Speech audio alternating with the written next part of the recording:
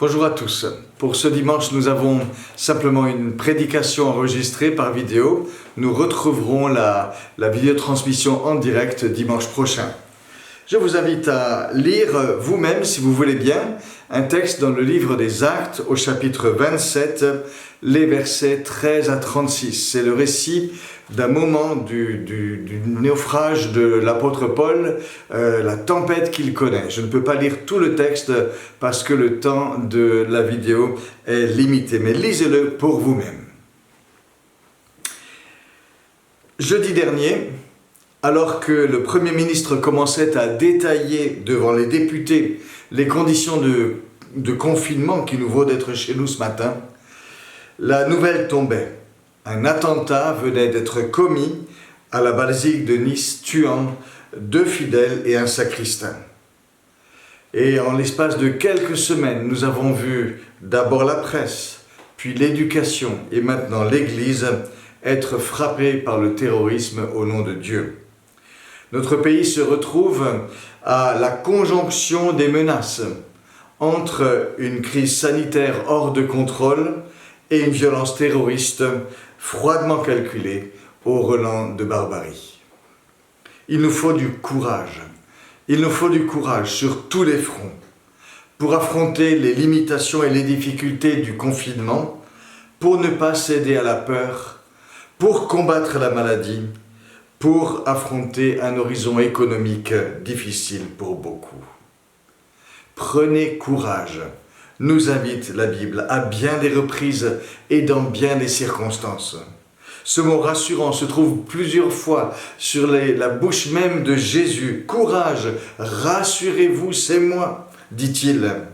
C'est aussi le dernier mot de son discours d'adieu, juste avant la Passion. Prenez courage, j'ai vaincu le monde. C'est le message également du Seigneur pour l'apôtre Paul. À un moment donné où il est emprisonné à Jérusalem, au début d'une longue étape, où il connaîtra la prison, où il connaîtra des procès qui traîneront, des tentatives de déstabilisation, un guet-apens même. Et le Seigneur lui apparaît, lui dit « Prends courage, car de même que tu as rendu témoignage de moi à Jérusalem, il te faut rendre témoignage à Rome. » Le courage. Le courage est une attitude que tout le monde admire. N'est-il pas cette capacité à surmonter les peurs, à affronter l'adversité, à agir avec ardeur? Le courage, c'est l'étoffe des héros. Et qui n'admire pas les héros? Nous avons lu ce récit où l'apôtre Paul se trouve debout au milieu de ses compagnons en pleine tempête et il les exhorte à tenir bon. Impressionnant. Une image magnifique du courage de la foi. Nous voudrions tous être de cette trempe-là, des hommes et des femmes capables de rester debout alors que tout vacille, alors que tous perdent pied. Dans notre idéal, un chrétien, c'est cela. Quelqu'un qui reste debout, quoi qu'il arrive, au milieu des tempêtes. Cette vision du courage héroïque que tout le monde admire est vraie, mais doit être quelque peu tempérée. D'abord parce que nous n'avons pas à nous donner en spectacle. Jésus nous met en garde contre une piété qui s'exhiberait ou qui chercherait à se faire voir. D'ailleurs, Paul, sur son bateau, ne se donne pas du tout en spectacle. Il agit simplement avec les ressources que lui donne sa foi en Dieu. Mais une autre raison pour ne pas mettre ce courage héroïque sur un piédestal est que le courage prend des formes multiples. Nous le verrons à propos de l'apôtre Paul. Il n'y a pas un courage unique de la foi qui serait le courage héroïque que tous admirent. Mais la foi engendre différentes formes de courage. Ce courage que l'on admire souvent est-il en soi une vertu? La réponse doit être nuancée. Oui, c'est une vertu, mais pas toujours. Le courage peut servir le bien comme le mal. Un casseur, un terroriste, un fanatique peuvent être courageux d'une certaine manière, mais en faisant le mal. Tandis qu'un sauveteur qui se jette à l'eau ou un père de famille qui affronte les flammes pour sauver quelqu'un seront eux courageux à faire le bien. Et ce n'est pas la même chose. Il nous faut donc toujours exercer le discernement. Courage, oui, mais pourquoi? Oui, mais pourquoi? Ceci souligné, il faut quand même relever que le courage est nécessaire pour donner force à toutes sortes de dispositions. Il faut du courage pour rester juste, pour ne pas céder aux pressions, aux raccourcis. Il faut du courage pour rester vrai, pour ne pas céder aux facilités du mensonge, de l'ambiguïté, de la caricature de l'autre. Il faut du courage pour aimer, envers et contre tout. Il faut du courage pour la fidélité, pour la persévérance. Il faut du courage pour donner force à ce qui est bien et qui est constamment menacé par le laisser-aller, ou le découragement, ou la paresse peut-être. Et c'est peut-être parce qu'on sent cela qu'on se dit si volontiers, bon courage. Il faut de la force, il faut du cœur pour faire avancer les choses et pour maintenir bien haut ce qui doit l'être.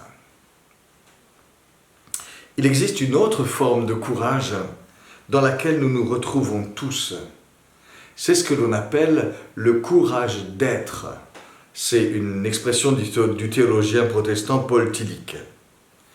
Vivre demande du courage. Le courage de ne pas s'abandonner. Le courage de ne pas démissionner. Le courage d'aller de l'avant. La vie est un combat. Il faut lutter, prendre sur soi, encore et toujours. Il faut dépasser nos craintes. Il faut affronter des obstacles. Il faut vaincre des résistances. Il faut parfois aussi affronter l'inconnu. Rien dans la vie ne se fait tout seul. Nous avons toujours à affronter ce vis-à-vis de la réalité, ce vis-à-vis des autres, ce vis-à-vis de nos limites également. Et cela, nous le vivons, nous le sentons, il faut vraiment du courage pour avancer. On ne le dit pas toujours, mais c'est là, c'est une réalité. Et c'est pourquoi aussi nous nous disons si facilement les uns les autres, bon courage, parce qu'on sait qu'il faut ce courage d'être au quotidien, ce courage pour la vie, tout simplement, la vie à mener, la vie à faire avancer. Ceci dit, quels sont les liens entre le courage et la foi? Le récit de Paul au milieu de ses compagnons, au cœur de la tempête, nous dit avec force que la foi est source de courage.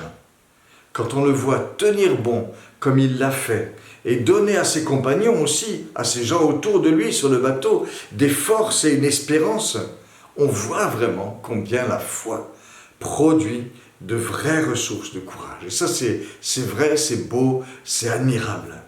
Bien des croyants ont puisé du courage en venant à Dieu, en se fondant sur ses promesses. Et l'histoire biblique nous le dit, nous le répète en tant d'endroits. Mais en même temps, vu sous un autre angle, le fait que la foi donne du courage, on peut se dire que c'est la moindre des choses que cela se passe ainsi. Car imaginez dans une situation comme celle de Paul sur le navire, un chrétien qui serait complètement décomposé, un chrétien qui serait complètement mort d'angoisse, incapable du moindre sursaut, sans recours, sans force intérieure. On lui dirait, mais où est ta foi? C'est quoi cette foi qui ne te soutient pas? Et c'est utile pour nous de réfléchir aussi de cette façon-là. Et cela nous indique que si la foi peut être nous donner de vraies ressources sur le plan du courage, la foi doit aussi changer quelque chose sur ce terrain-là. Nous avons un devoir de courage, me semble-t-il. Un devoir de courage parce que nous sommes chrétiens, parce que nous croyons en Dieu et en ses ressources. Même si parfois les circonstances nous arrachent des paroles de découragement, où on dit « mon courage m'abandonne », comme le dit l'auteur du psaume 40, avant de se rappeler que malgré sa pauvreté et son indigence, le Seigneur pense à lui. Malgré ces moments de découragement que l'on peut avoir, il y a, me semble-t-il, un devoir de courage pour nous chrétiens parce que nous croyons en notre Dieu et en ses ressources. Nous abordons une nouvelle période de confinement. Ce n'est pas drôle du tout. Tout va être limité une fois de plus. Abordons cette période avec cet état d'esprit-là, du devoir du courage, d'une certaine façon. Alors il ne s'agit pas bien sûr de jouer au surhomme, mais notre foi doit nous donner des ressources pour nous aider à affronter, à rester positifs, à ne pas nous écrouler. Il y a trop de promesses sur ce que Dieu apporte pour ceux qui se confient en lui. Nous avons aussi, d'une certaine manière, trop chanté la fermeté des chrétiens persécutés. On ne peut pas s'écrouler à la moindre difficulté maintenant qui nous arrive à nous.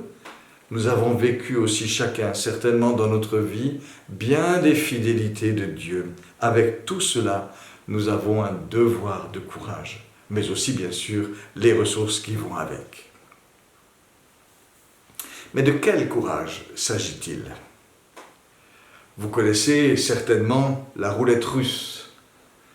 Dans la roulette russe, il y a une balle dans le barillet d'un revolver. On fait tourner le barillet sans savoir où est la balle. On place le revolver sur sa tempe et on appuie sur la gâchette. Une chance sur 6 pour que la balle parte. Il faut du courage pour cela.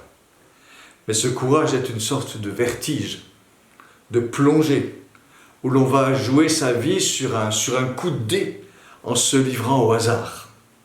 Et pour certains, le courage de la foi ressemble à cela, à un tel vertige, une plongée dans le vide, où l'on se livre à ce qui surviendra.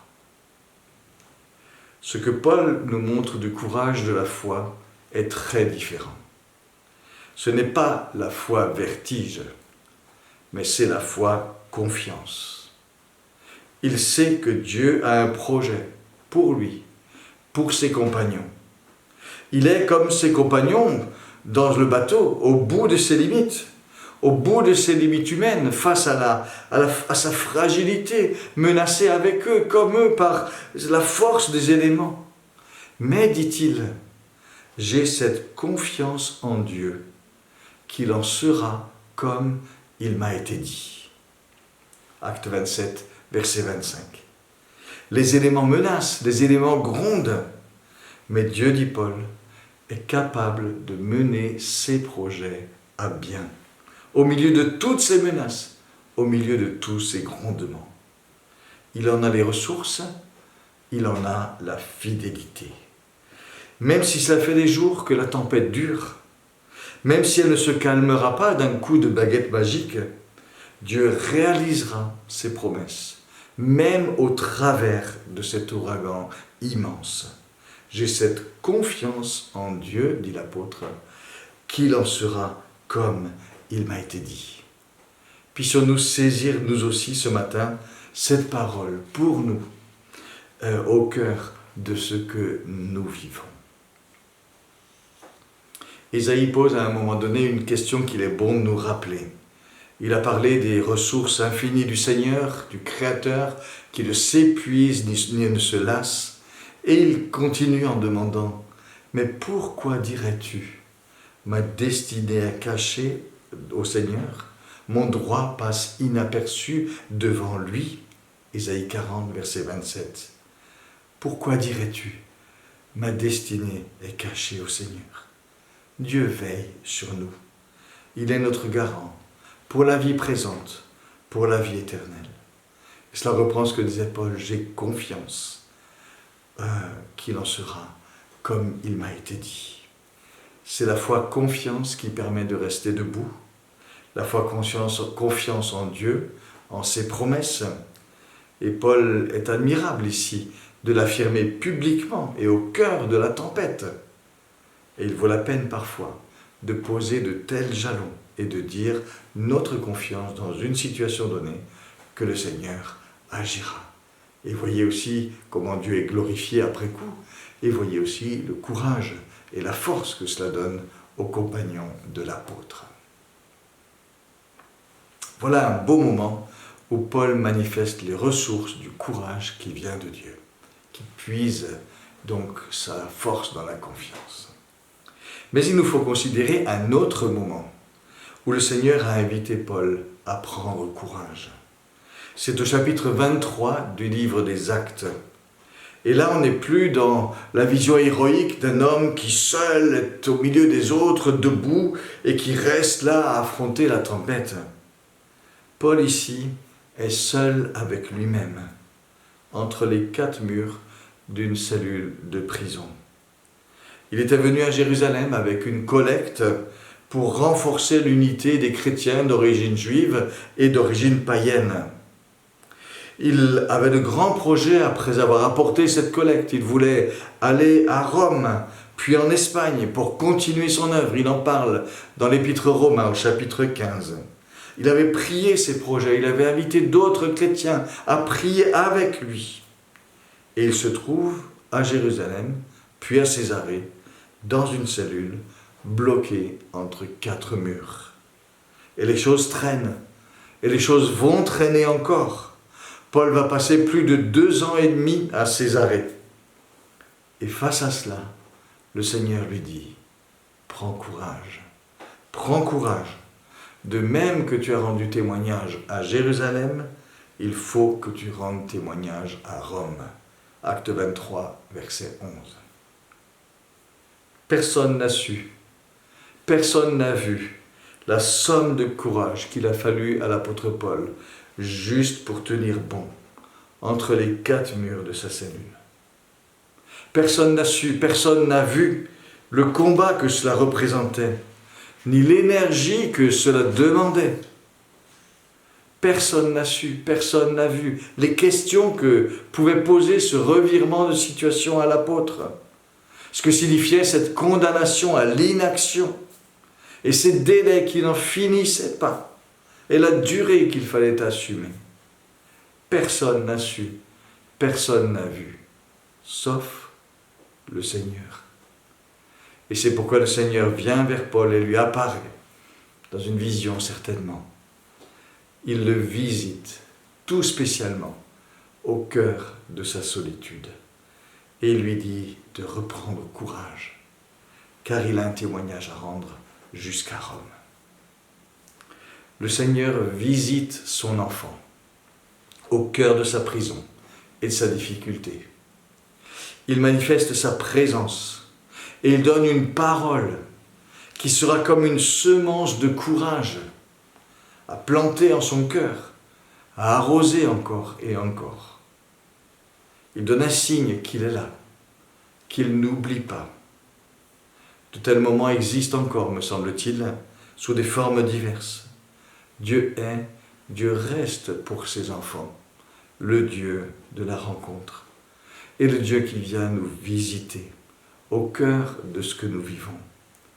Et si nous avons besoin d'un tel encouragement, demandons-le vraiment à Dieu.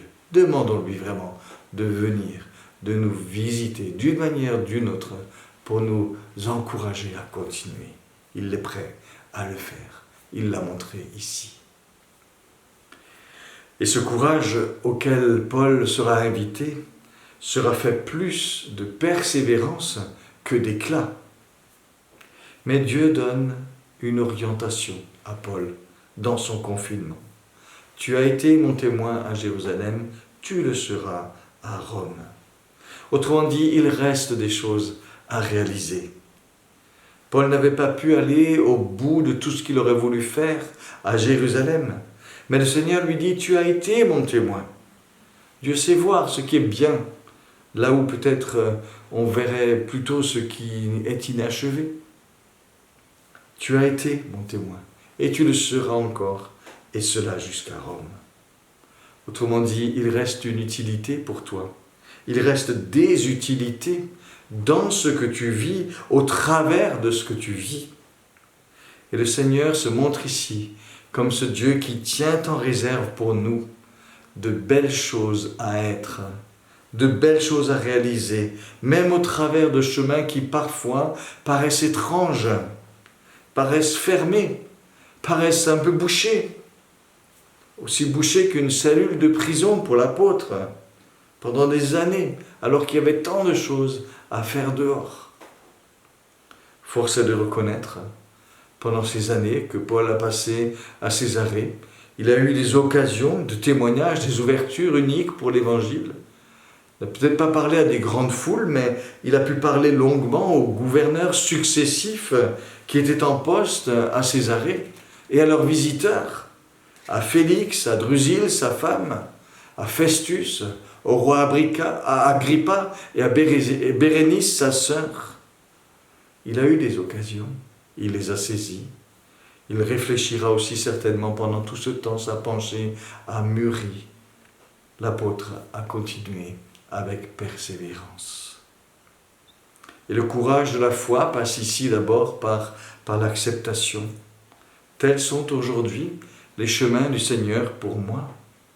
Ce courage va se développer ensuite en endurance pour tenir bon, le courage d'être, le courage de tenir ferme.